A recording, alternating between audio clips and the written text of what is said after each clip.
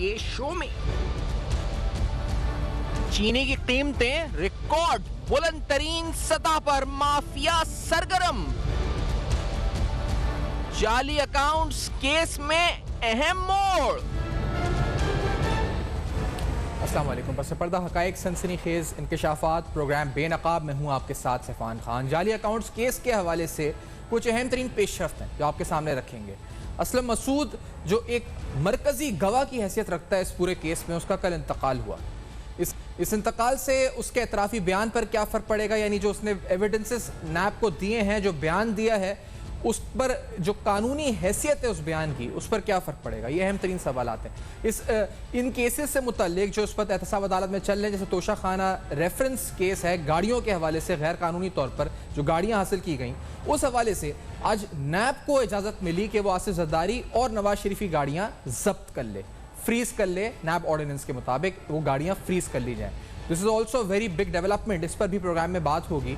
लेकिन असलम मसूद ने इंकशाफात क्या किए थे, इन पर आने से कबल असलम मसूद के इंतकाल के हवाले से आज जो अडियाला जेल के सुप्रींट, उन्होंने जो एहतसाब अदालत में रिपोर्ट जमा कराई है, उस रिपोर्ट में क्या कहा गया है पहले आपके सामने रखते हैं। जो सुप्रींट जेल अडियाला जेल है, उनकी तरफ से एहतसाब अदालत में ये रिपोर्ट जमा की गई इंतकाल से मुतल्लिक। इसमें कहा गया कि मरकजी गवाह असलम मसूद को सऊदी अरब से पाकिस्तान मुंतकिल किया गया था। असलम मसूद रावलपिंडी के अस्पताल में जेरे इलाज थे। कैदी असलम मसूद की तबीयत 20 फरवरी 2019 को ख़राब हुई। कैदी को उसी रोज़ हंगामी बुनियादों पर अस्पताल रेफर कर दिया गया था। अब कैदी की जो हरकत कल्ब है, इंतकाल होने की वजह कहा गया कि वो हरकत कल्ब बंद होने की वजह से ये इंतकाल हुआ, और अडियाला जेल के सुप्रींट जेल ने अदालत के रूबरू इस्तदा की कि वो कैदी के पोस्टमार्टम की इजाज़त दे। असलम मसूद ओमनी ग्रुप में अकाउंटेंट और साबिक सदर आसिफ अली जरदारी के खिलाफ वादा माफ गवाह थे नैब हुक्काम के मुताबिक। तो ये एक मरकजी हैसियत आप समझ सकते हैं, मरकजी गवाह की हैसियत का किरदार था असलम मसूद का, एक इंपॉर्टेंट किरदार था। असलम मसूद के एतराफ़ी बयान की तरफ अगर आएँ तो वो बयान बड़ा अहम है, लेकिन उस बयान से कबल आपको बताएं, क्योंकि हम सवाल यही उठाएंगे कि उस बयान की कानूनी हैसियत अब क्या है। यानी ये जो बयान दिया गया पब्लिक परसेप्शन में तो बड़ा स्ट्रॉन्ग है, लेकिन अब वो लीगली कहां स्टैंड करता है, ये सवाल हम उठाएंगे अकॉर्डिंग टू नैब ऑर्डिनेंस। इस बयान की तरफ आपको लेके चलते हैं, जिस बयान में कुछ अहम तरीन इंकशाफात असलम मसूद ने किए। 23 अक्टूबर 2018 मसूद इंटरपोल ने जो उस पर गिरफ्तार होते हैं, जद्दा से गिरफ्तार किया जाता है इंटरपोल के जरिए। 1992 से इंकशाफ में कहता है एतराफ़ी बयान में कि वो ओमनी ग्रुप के साथ काम कर रहा हूँ, एतराफ़ी बयान में कहता है। और एतराफ़ी बयान में कहा गया कि मैं ग्रुप के तमाम इंतजामी यानी एडमिनिस्ट्रेटिव और फाइनेंशियल माली मामला देखता था। निजी बैंकों में जाली अकाउंट्स इसलिए खोले क्योंकि ओमनी ग्रुप के मालिकान के साथ अच्छे ताल्लुकात थे उन बैंक ओनर्स के। उमैर के नाम पर यूनुस क़दवाई की इजाज़त से मोहम्मद आरिफ ने जाली अकाउंट खोला और मैं इस अकाउंट की निगरानी करता था। एग्रो फॉर्म ठट्टा के नाम पर 1 करोड़ 70 लाख के 3 चेक A1 इंटरनेशनल नामी जाली कंपनी के अकाउंट्स में जमा करवाए। इस बयान में मजीद कहा गया कि अब्दुल गनी मजीद की हिदायत पर जाली अकाउंट्स के चेक जारी किए जाते थे। एतराफ़ी बयान में मजीद कहा गया कि मेरे पास एक चपरासी से लेकर डायरेक्टर तक तमाम जिम्मेदारियां थीं, यानी मैं एडमिनिस्ट्रेटिव और फाइनेंशियल कंट्रोल संभालता था इस पूरे इदारे का। जाली अकाउंट्स इसलिए बनाए जाते थे कि इनके जरिए पैसों की इधर उधर मुंतकली की जाए, ट्रांसमिशन की जाए इस पूरे इलीगल मनी की। 2011 से 2012 तक मैंने बराह रास्त अनवर मजीद की हिदायत पर चेक्स पर दस्तखत किए, मैं साइन करता था दस्तखत के ऊपर। और इस बयान ने मजीद इंकशाफ किया इस पर असलम मसूद ने कि इसके बाद इनके बेटे अब्दुल गनी मजीद की हिदायत पर मैं ऐसा करता रहा। इस पर मैंने और नवीर इकबाल नामी शख्स ने अब्दुल गनी मजीद के अहकामात पर दस्तखत किए ताकि पैसों को छुपाया जा सके। यानी साइंस भी करता था, आप कहें तो एडमिनिस्ट्रेटिव और फाइनेंशियल कंट्रोल इस पूरे इदारे का, इन जाली अकाउंट्स का इसके पास था। अब इस बयान की कानूनी हैसियत क्या है, क्योंकि इस शख्स का इंतकाल हो चुका है। 2 सूरतें हैं, एक बयान तो वो जो ट्रायल से कबल मजिस्ट्रेट को दिया गया, एक बयान जो अदालत के सामने दिया जाता है। जो ट्रायल से कबल दिया गया बयान है उसकी अब कानूनी हैसियत क्या है। और एक और अहम सवाल जो हम प्रोग्राम में उठाएंगे कि ये जो तमाम बयानात हैं, क्या इसकी कोई मनी ट्रेल यानी कोई डॉक्यूमेंट्री एविडेंस नैब के पास आ चुका है? अगर आ चुका है तो फिर इस बयान की कानूनी हैसियत क्या है, या सिर्फ अब ये एक बयान ही रह गया है और इस बुनियाद पर ट्रायल को कोई नेगेटिव फर्क पड़ने लगा है या पॉजिटिव फर्क पड़ने लगा है या कोई भी फर्क नहीं पड़ने लगा है? ये सारे अहम तरीन सवालात करते हैं बेनकाब इस ब्रेक के बाद। हमारे साथ रहिए।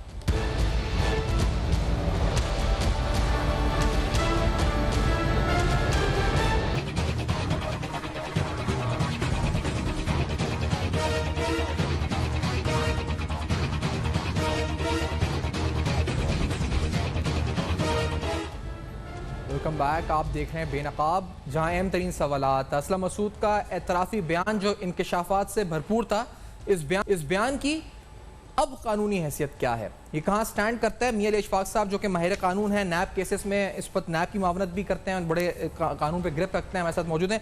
मेरे साहब, क्या इस एतराफ़ी बयान की कानूनी हैसियत अब है इस इंतकाल के बाद? ये कहाँ स्टैंड करता है लीगली? प्राइमरीली असलम मसूद एक ओमनी ग्रुप में CFO थे जी, जो कि कंपनी के तमाम फाइनेंशियल अफेयर्स को देखते थे। इनका रोल ये था, इनिशियली ही was being treated as an accused person. इनको मुलजिम जो है उसकी तरह ट्रीट किया गया। उसके बाद इनका सऊदी अरेबिया से पाकिस्तान लाया गया, जिसके बाद इन्होंने एक एप्लीकेशन दी चेयरमैन नैब को, सेक्शन 26, जो कि टेंडर ऑफ पार्डन के हवाले से। टेंडर ऑफ पार्डन दो तरह की होती है, एक कंडीशनल और एक अनकंडीशनल। कंडीशनल वो होती है कि जो आप तमाम हकायक दौरान तफ्तीश आप बताते हैं तफ्तीशी अफसर को नैब के, उसको वो एनालिसिस करता है, बाकी तमाम केसेस पे मुल्जिमान के ख़िलाफ़ जो इल्ज़ामात हैं और उस वक्त तक के सबूत किए गए जो इकट्ठे किए गए होते हैं, उसकी रोशनी में उसको देखा जाता है। अगर तो उसकी तमाम हकायक जो हैं वो जो आपका कंप्लीट केस की चेन ऑफ एविडेंस में जो corroborative एविडेंस आपने इकट्ठी करनी होती है, यानी कि एक चेन ऑफ एविडेंस को दूसरी एक शहादत के सिरे को दूसरे सिरे के साथ मिलाना होता है, तो उसकी पूरी चेन प्रोसिक्यूशन ने बनानी होती है। अगर वो corroborate जो है वो ठीक कर जाए, उसके एनालिसिस के बाद फिर उसकी कंसिडरेशन होती है अप्रूवर की। चूँकि इनका रोल जो था, उन पे एलिगेशन प्राइमरीली ये थे कि इन्होंने तमाम फेक अकाउंट्स की ओपनिंग, यानी कि ब्रांच मैनेजर से, ऑपरेशन मैनेजर, रिलेशनशिप मैनेजर से और बड़े बड़े बैंकों के सरबराहों को मैनेज करके इन्होंने जैली अकाउंट्स, जो बाकी एम्प्लॉयज़ हैं ओमनी ग्रुप के, जो कि इन्होंने कहा कि ये एडमिनिस्ट्रेटिव कंट्रोल था और चपड़ासी से लेकर डायरेक्टर तक का रोल ये प्ले करते थे, तो जो बाकी लोग हैं मोहम्मद उमैर और मुख्तलिफ जो ओमनी ग्रुप के जो ऐसे मुलाजिम हैं जिनके नाम पे अकाउंट्स खुलवाए हैं, तो ये उनको कंट्रोल करते थे। यानी कि इनका काम ये था, रेफरेंस के इल्ज़ामात के मुताबिक या इनकी स्टेटमेंट के मुताबिक, कि ये पैसे डिपॉजिट कराते थे, पैसे विड्रॉ करते थे, पैसे किसी भी डिफरेंट सोर्सेज से आते थे, जिसको प्राइमरीली कहा जाता है कि ये मनी लॉन्ड्रिंग जो सा है इस तरीके से किया गया कि जैली और बेनामी अकाउंट्स खुलवाए गए, उसमें पैसे डिपॉजिट कराए गए, उसकी लेयरिंग की गई, यानी कि उसको कानूनी शक्ल देने के लिए तय दर तय जो सा है मुख्तलिफ नोयत की ट्रांजेक्शन की गई हैं। अच्छा, ये तो इसमें कोई शक नहीं है कि कुछ केसेस में जो इनकी एविडेंस है उसकी वो बड़ी प्राइमरी किस्म की विटनेस है, यानी कि ये मरकजी किस्म के जो हैं वो इन्होंने अब एक corroborative रोल प्ले किया था। कुछ केसेस ऐसे हैं जिनमें इनकी जो स्टेटमेंट है उसकी सपोर्टिंग वैल्यू है, यानी कि जो लोग जिनके नाम पे फेक अकाउंट खुला, जो ओमनी ग्रुप के मुलाजिम थे, जो कि बेनामीदार जो से आप कंसिडर कर सकते हैं कि बेनामी अकाउंट खुलवाए गए हैं, उसमें कोई शक नहीं है कि जो बैंक के अफसरान हैं उनके साथ इन्होंने कोरेस्पॉन्डेंस की है या इन्होंने जो है सपोर्ट किया कि यही वो मुलाजिम है जिनके मैंने अकाउंट खुलवाए। तो वो तो चले, ये वो जो बाकी मुलाजिम हैं मोहम्मद उमैर और मुख्तलिफ मुलाजिम जिनके नाम पे अकाउंट खुले हैं वो अभी जिंदा हैं। उनका रोल कुछ केसेस में बतौर मुल्जिमान है, कुछ के चंद केसेस में वो विटनेसेस भी हैं। अच्छा, अब चूंकि ये फौत हो चुके हैं, तो जैसा कि आपने बताया इनिशियली कि स्टेटमेंट दो तरह की होती है। जो इनकी स्टेटमेंट मजिस्ट्रेट के सामने रिकॉर्ड हुई थी, जिसकी बेसिस पे इनको वादा माफ गवाह बनाने की कंसिडरेशन चेयरमैन नैब ने दी, अगर वही मनोअन बयान ये जिंदा होते और अदालत के सामने एग्जामिनेशन चीफ में ट्रायल में करवाते और अपने बयान से मुनहरिफ ना होते या अपनी स्टेटमेंट चेंज ना करते, तो फिर इनकी वो जो कंडीशनल पार्डन थी उसने वहीं पे बरकरार रहना था, उसका लीगल स्टेटस बहाल रहना था। लेकिन अगर वो चेंज करते और कंडीशनल पार्डन थी तो चेयरमैन नैब एक मरतबा फिर इनकी पार्डन जो है विड्रॉ करके कैंसिल करके इनको मुलजिम की तरह ट्रीट किया जा सकता था, अक्यूज बन जाते। चूंकि अब जो है कुछ केसेस में इनकी प्राइमरी विटनेस के तौर पर जो है वो एविडेंस की वैल्यू थी, तो उन केसेस में इसमें कोई शक नहीं है कि अगर प्रोसिक्यूशन आम हालात में, जो कि इस केस में नैब इदारा है, इन हालात में जो ये केसेस हैं इनमें जब किसी को वादा माफ गवाह बनाया जाता है तो इसका मतलब ये है कि प्रोसिक्यूशन के केस में कुछ ना कुछ फ्लॉज, लेकूनाज या वीकनेसेस हैं जिसको मजीद स्ट्रेंथन करने के लिए जो है वो वादा माफ गवाह साथ सपोर्टिंग एविडेंस जो से ली जाती है। तो अगर इस तरह के सिनेरियो में जब कोई वादा माफ गवाह बन जाए तो इसका पहले तो ज़ाहिरी मतलब ये है कि केस थोड़ा बहुत वीक है। अगर वो सपोर्टिंग एविडेंस भी जो सा है वो आपकी ख़त्म हो जाए तो वो वीक स्टैंस जो है वो आपका खुल के सामने आ जाएगा। चूंकि अब इनकी एग्जामिनेशन चीफ कोर्ट के सामने हो नहीं सकेगी, क्रॉस एग्जामिनेशन का राइट जो है वो डिफेंस को मिलेगा नहीं, तो इनकी स्टेटमेंट ऐसे ही है जैसे कभी रिकॉर्ड की गई ही नहीं थी। यानी इस बयान की कानूनी हैसियत अब इसकी कानूनी हैसियत उनकी गवाही जो अदालत में होनी थी, उनकी वफात, असलम मसूद की वफात पाने की वजह से जो सा है वो गवाही होगी नहीं, प्रोसिक्यूशन एविडेंस रिकॉर्ड नहीं कर पाएगी, तो उसकी वैल्यू जो सा वो क्या होगी। हाउएवर इसका कानून में एक और तरीका है।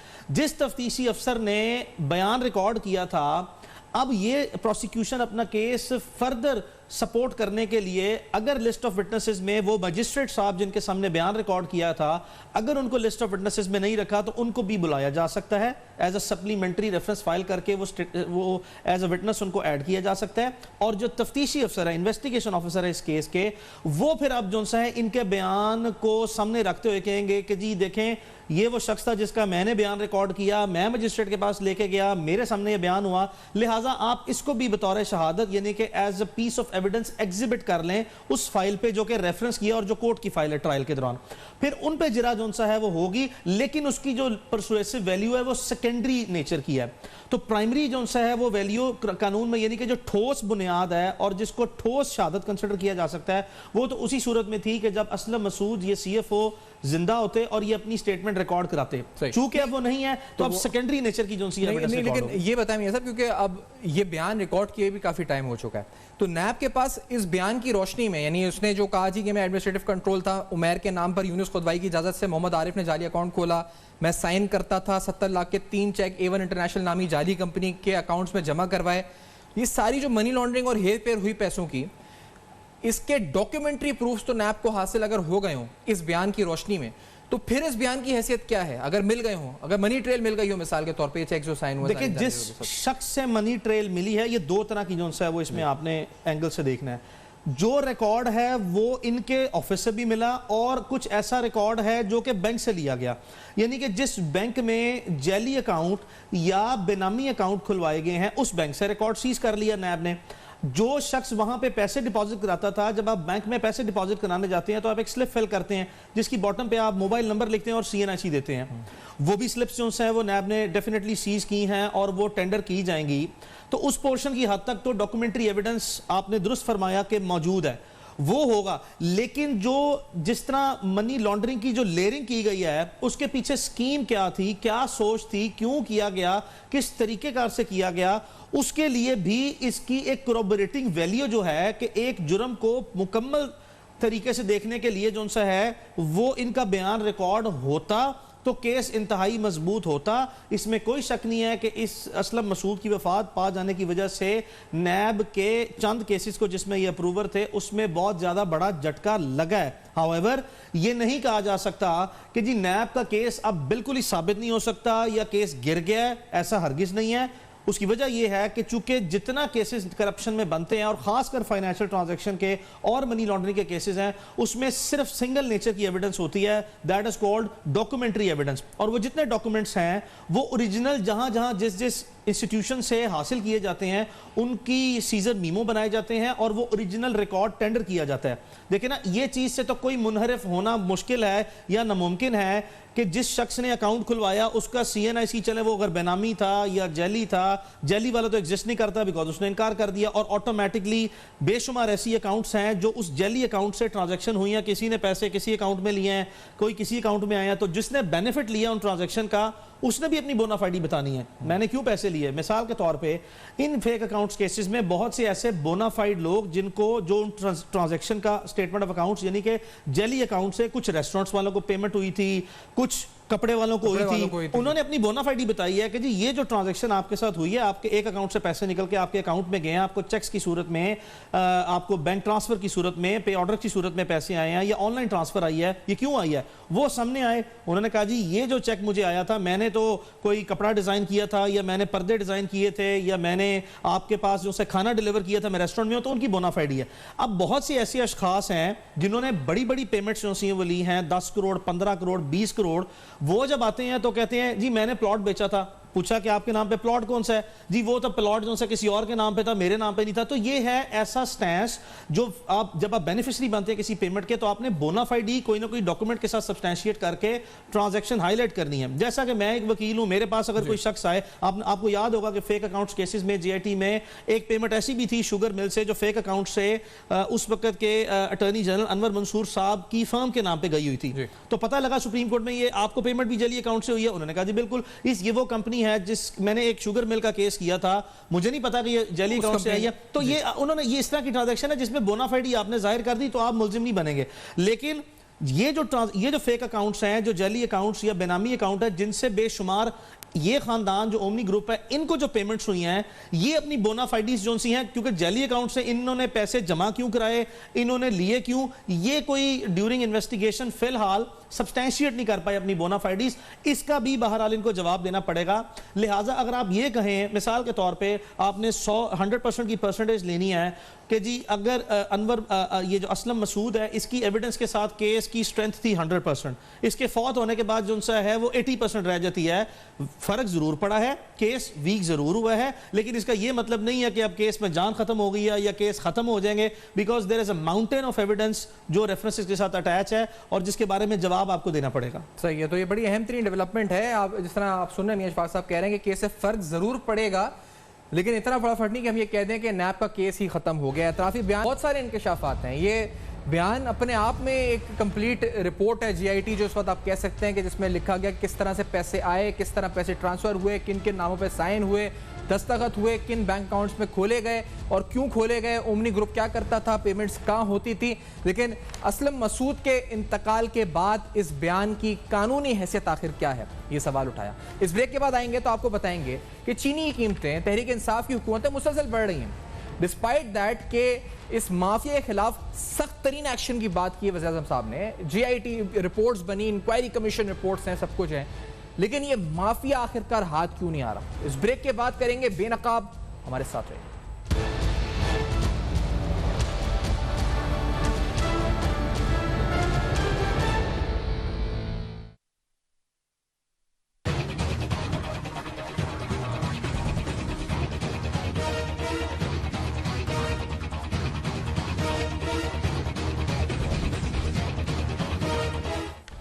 Welcome back. आप देख रहे हैं बेनकाब, जहां अहम तरीन सवाल हम उठा रहे हैं। चीनी कीमतों के हवाले से कुछ देर कबल भी हुकूमती तर्जुमान की तरफ से प्रेस कॉन्फ्रेंस हुई। चीनी कीमतों में मुसलसल इजाफा हो रहा है। एक अंदाजे के मुताबिक तहरीक इंसाफ की हुकूमत के 2 साल में 40 रुपये फी किलो औसतन कीमत बढ़ चुकी है। इदारा शुमारियात के लेटेस्ट नंबर्स क्या कहते हैं, ये आपके सामने रखते हैं। वफाकी इदारा शुमारियात ने मुल्क में चीनी कीमतों के हवाले से जो तफसीलात हैं, उसके मुताबिक पेशावर में 1 किलो चीनी की नई कीमत जो अब है इस वक्त, वो 110 रुपये फी किलो तक पहुंच चुकी है। लाहौर, इस्लामाबाद, कराची, कोयटा, हैदराबाद, रावलपिंडी की निस्बत पेशावर में चीनी 10 रुपये फी किलो महंगी है। सियालकोट, गुजरांवाला, मुल्तान और सक्खर की निस्बत पेशावर में चीनी 15 रुपये फी किलो तक महंगी है। कोयटा, इस्लामाबाद, रावलपिंडी, लाहौर, कराची और हैदराबाद में चीनी 100 रुपये फी किलो है और सियालकोट, गुजरांवाला, मुल्तान और सक्खर में चीनी 95 रुपीज़ फी केजीज है। और ये मुल्क में अगर चीनी की जो औसतन कीमत यानी ऑन एवरेज प्राइस है वो 95.67 फी किलो है और 1 किलो चीनी की कम से कम कीमत 92 रुपये, जबकि ज़्यादा से ज़्यादा 110 रुपये है। इदारा शुमारियात की ये फिगर्स हैं जो आपके सामने रखी हैं। कुछ आपको कल और आज की जो कीमतें हैं वो आपके सामने रख देते हैं, क्योंकि कल जो कीमत थी 17 अगस्त को जो कराची में जोड़िया बाज़ार में वो 90 रुपये 50 पैसे पर केजी थी और एक्स मिल जो रेडी डिलीवरी प्राइस थी शुगर मिल्स की वो 89.25 पर केजी थी। इसी तरह से आज भी कीमतों में इजाफा हुआ। शुगर मिल्स की जो एक्स मिल प्राइस है वो 89.5 से 89.75 पर केजी थी और होलसेल जोड़िया बाजार में जो कीमत है वो 90 रुपये 50 पैसे से 90 रुपये 91 रुपीज़ पर केजी तक जो थी वो मौजूद थी, और रिटेल के ऊपर ये 95 रुपीज़ पर केजी से 98 रुपीज़ पर केजी प्राइस अवेलेबल थी। आपके सामने शुगर की स्टॉक पोजीशन भी हम रख देते हैं। स्टॉक पोजीशन के मुताबिक total sugar stock all over Pakistan अगर देखा जाए तो पंजाब में तकरीबन 846,000 टन, सिंध में 459,000 टन, खैर पख्तूनख्वा के स्टॉक्स कम है 45,000 टन। जो टोटल स्टॉक है पूरे मुल्क में इस वक्त वो 1.35 मिलियन टन स्टॉक इस वक्त अवेलेबल है। और अगर कंजम्पशन की बात करें शुगर की तो एक माह में सिंध की कंजम्पशन 1 लाख से 1,25,000 टन, पंजाब की 2 लाख से 2.5 लाख टन, और केपी के बलूचिस्तान की 50,000 से 75,000 टन इस वक्त शुगर अवेलेबल है। ये तो वो स्टैटिस्टिक्स हैं, लेकिन आपके सामने एक और अहम से डेवलपमेंट रखते हैं, क्योंकि सीनियर साफ़ी अंसार अब्बासी साहब के मुताबिक, जिन्होंने स्टोरी पहले ब्रेक की थी कि माफिया ने बाकायदा धमकी दी थी, शुगर माफिया ने वज़ीर आज़म को DGFIA के जरिए, वाजिद ज़िया साहब के जरिए, कि अगर इंक्वायरी नहीं रुकी तो कीमतों को हिस्टोरिकल लेवल पे लेके जाया जाएगा और एक शॉर्टेज क्राइसिस क्रिएट किया जाएगा। और उसी थ्रेट को सामने रखते हुए अंसार भाई साहब ने आज भी लिखा है कि ये वही थ्रेट है जिसकी वजह से आज शुगर की कीमतें आसमान पे पहुंच चुकी हैं। आपके सामने ये भी रखते हैं कि इंक्वायरी कमीशन, जो शुगर इंक्वायरी कमीशन है, उस हवाले से भी एक अदालती हुक्म आया। सिंध हाई कोर्ट के इस अदालती हुक्म जो कल आया उसके मुताबिक चीनी बहरान हुकूमत का तश्कील करदा शुगर इंक्वायरी कमीशन और इसकी रिपोर्ट गैर कानूनी करार दे दी गई। नैब आज़ादाना तहक़ीक़ात करे कि दरख्वास्त गुजारों में से कोई भी बदउनवानी का मुर्तकब हुआ या नहीं। चेयरमैन नैब को यह हुक्म जारी हुआ। शुगर कमीशन की नामुकम्मल तश्कील, नोटिफिकेशन, इशाअत में ताख़ीर गैर कानूनी है, अदालती हुक्म में कहा गया। इसके अलावा कि कहा गया कि कमीशन जानिबदार था जबकि दरख्वास्त गुजारों को सफाई का मौका नहीं मिला। अदालत ने इदारों को कमीशन रिपोर्ट से मुतासिर हुए बगैर आज़ादाना तहक़ीक़ात का हुक्म दिया। चीनी की कीमतों में आखिर हो क्या रहा है, क्योंकि हमने सुना है जी कि आज भी कहा गया कि जो शुगर इंपोर्ट के टेंडर्स आज खुले हैं, सितंबर की 7 या 8 तारीख तक शुगर आएगी, जिससे इस पर जो है कीमतों में फ़र्क पड़ेगा। शमसुल इस्लाम साहब माहिर अजनास प्रोग्राम में साथ मौजूद हैं। शमसुल इस्लाम साहब, अभी भी हुकूमत ने ये दावा किया है कि कीमतें जब इंपोर्ट टेंडर खुले हैं तो कीमतों में फ़र्क पड़ेगा, क्या फ़र्क पड़ेगा या ये भी इस वक्त खाम ख्याली है? हाँ देखें जी, डे 1 से शुगर का जो क्राइसिस था, इसको गवर्नमेंट ने सही तरीके से हैंडल ही नहीं किया, और इसमें जो है ब्यूरोक्रेसी जो खास तौर पे उनका रोल रहा है कि वो मिसगाइड करते रहे हैं, जो उनको हेड करते थे मिनिस्टर्स, एडवाइजर्स, प्राइम मिनिस्टर साहब को भी, कि ये सब सही हो जाएगा, लेकिन वो हुआ नहीं।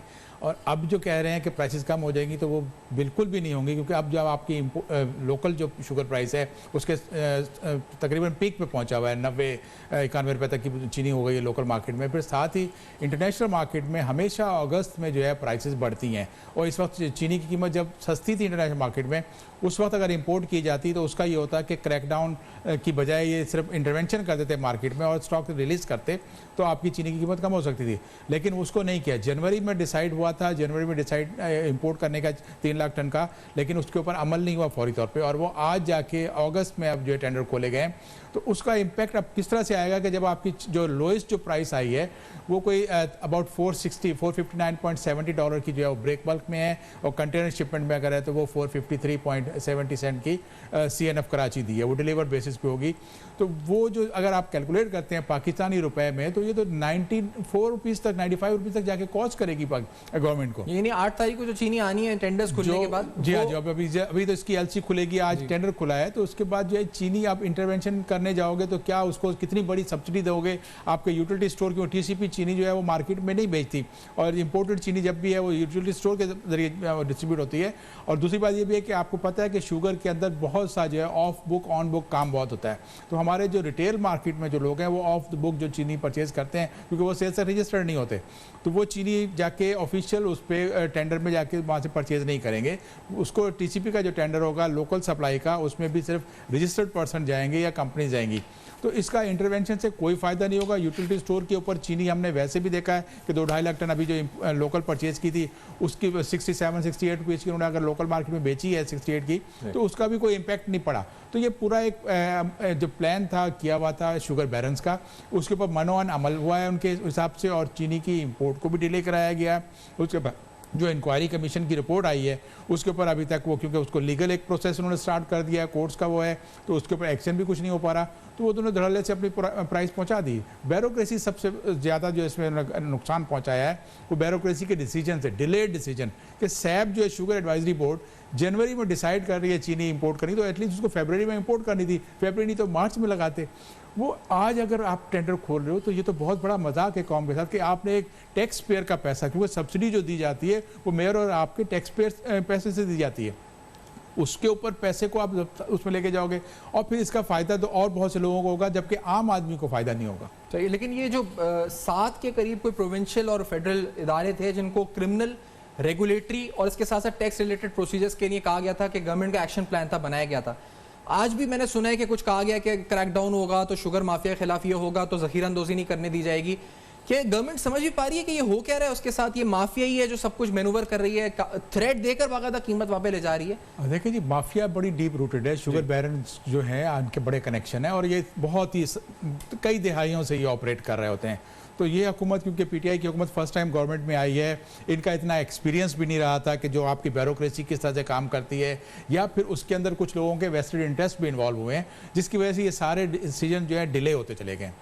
गंदम में भी देखें वही हुआ, चीनी में भी वही हुआ कि अब आप जनवरी का डिसाइड किया हुआ आपने, अगर उसके ऊपर इम्प्लीमेंट नहीं किया तो ये आप सबसे बड़ी आपकी वो जो है क्रिमिनल एक नेग्लिजेंस है कि आपने डिले कर लिया और उसकी कॉस्ट आज गरीब आदमी देखें, इसमें कोविड के बाद से लोगों की बहुत हज़ारों लाखों लोगों की जॉब चली गई हैं। एक आम आदमी की जो सैलरी जो मिल रही थी उसको आधी सैलरी पे काम करना पड़ रहा है।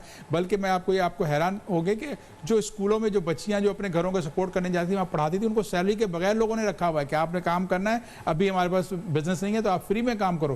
तो वो इम्पैक्ट जो है सोशली जो है, जब महंगाई का इम्पैक्ट उस एक आम घर के ऊपर बहुत ज़्यादा पड़ता है। हुकूमत इसको टोटली फेल हुई है, इसको सही तरह से हैंडल नहीं किया। सही। और आगे भी आपको नजर आ रहा है, जैसे आप कह रहे हैं कि ये प्राइस जो है, जो इम्पोर्ट प्राइस है जो अल खलीज से आप इम्पोर्ट कर रहे हैं, वो आपको 94 तकरीबन 94-95 की कॉस्ट करेगी अगर ये जैसे भी कंटेनर कॉस्ट करेगी। और फिर ये होलसेल और रिटेल तक जाते जाते तो देखें ना, वो मार्केट में चीनी 3 लाख टन जो है ये यूटिलिटी स्टोर पे ही जाएगी, इसको मार्केट में वो रिलीज नहीं करेंगे, क्योंकि मार्केट में अगर जो आप और हम जो चीनी मार्केट से लेते हैं, रिटेलर से लेते हैं, उसको जो है जो होलसेल मार्केट में जो बेच रहे हैं वो सेल्स से रजिस्टर्ड नहीं है। देखिए एक और बड़ा काम ये भी हो रहा है कि आपको लाजमी है कि CNIC 1 लाख रुपए की अगर आप परचेज करते हो तो आपको दिखाना है, लेकिन शुगर की ट्रेड में जो है 10 टन का ट्रक जो है वो लाखों में चला जाता है, तो उसके ऊपर तो कोई CNIC का कोई कंडीशन ही नहीं है। तो मीन्स ये कि जो इंक्वायरी कमीशन रिपोर्ट में बताया था कि इनके पास जो क्रशिंग होती है ऑफ द बुक भी होती है और ऑन द बुक भी होती है, जो आपने बगैर खाते में इंटर किए हुए चीनी बनाई है वो मार्केट में जा रही है और पूरे पाकिस्तान में वही चीनी जाती है। सिर्फ जो ऑन बुक जो चीनी है क्रशिंग होती है वो आपकी इंडस्ट्रियल सेक्टर में जाती है, जो आपके बेवरेजेस कंपनी है, जो आपके फार्मास्यूटिकल कंपनी है, जो सेल्स से रजिस्टर्ड है, क्योंकि वो तो अनरजिस्टर्ड सप्लायर से नहीं लेंगे चीनी की, तो सिर्फ वहाँ तक जाती है। तो आपका इस इम्पोर्टेड शुगर का भी कोई फ़ायदा नहीं होगा कि एक आम मार्केट में जाके आज अगर जहाँ पे 91 की चीनी मिल रही है या रिटेलर को 98 में या 95 में मिल रही है कि उसकी प्राइस पे कमी आए, वो वैसी ही चलेगी, बल्कि इसमें कीमतों में और इजाफा होगा। और इजाफा होगा। एक ब्रेक की तरफ बढ़ते हैं नाज़रीन, चीनी कीमतों के हवाले से, और इस प्रोग्राम को कंक्लूजन की तरफ आते हैं। अहम तरीन मामलात, 2 साल में 40 रुपये फ़ी किलो चीनी महंगी हुई है। तहरीक इंसाफ की हुकूमत में सब कुछ हो रहा है। इस ब्रेक के बाद मजीद करते हैं बेनकाब हमारे साथ।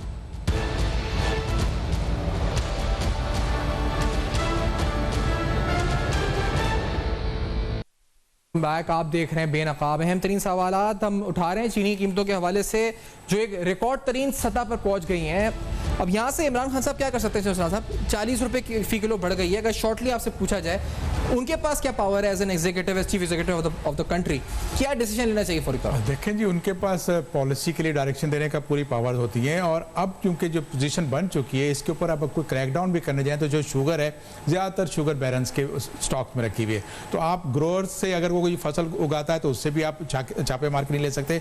इसी तरह से जो बैरन्स के पास मिल्स में शुगर रखी हुई है वो आप कन्फिस्केट नहीं कर सकते। तो आपके पास कोई अब हल नहीं है। हुकूमत को चाहिए कि इसकी जो रिफॉर्म कमेटी जो बनी है उसके ऊपर अभी तक उन्होंने कोई ऐसा काम नहीं किया कि जिसकी वजह से आइंदा के सीज़न जो है वो आपको बेहतरी हो। आपको क्रचिंग सीज़न की बात कर रहे हैं ये नवंबर की, तो नवंबर में क्रचिंग मीन्स कि आपके मिलर्स जो है वही काम करेंगे कि आपके 25, 26, 27 तारीख को वो स्टार्ट करेंगे, तो एक्चुअल तो क्रचिंग उसकी दिसंबर में होगी।